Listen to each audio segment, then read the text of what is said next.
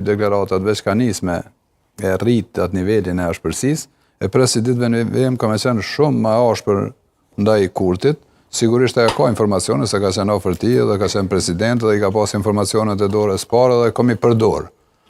Vjosa nuk e ka problem, edhe njihet si ka qenë një rivale e ashpër në këto garat zgjedhore edhe e pres me ashpërsu. Në anën tjetër, u përmend PDK-ja pak më herët që nuk është të bo fushatë, shumë e vërtet, se nuk e di, a jenë të përgatit plana, strategji nuk e kam idin. Mirë po, u po sot një element i rëndësishëm që e përmendëm edhe dje, e përmendëm edhe këtu, që pjesa tjetër, partit tjera këtë mos pranimin e limajt nga PDK-ja, fillun me përdor, si fushat, po sot u po që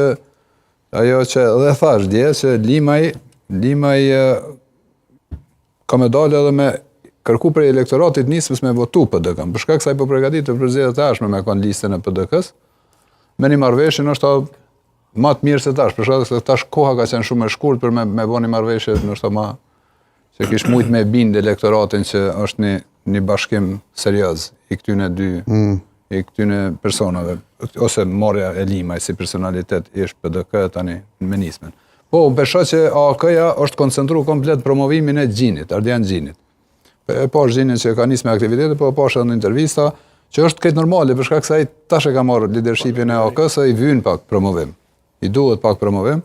Edhe Gjini është koxha një person, edhe një lider i cili ka dëshmu që është një menaxher koxha i suksesshëm, edhe me Gjako, po është koxha dhe i artikulum në qëndrimet e tij, ka mendim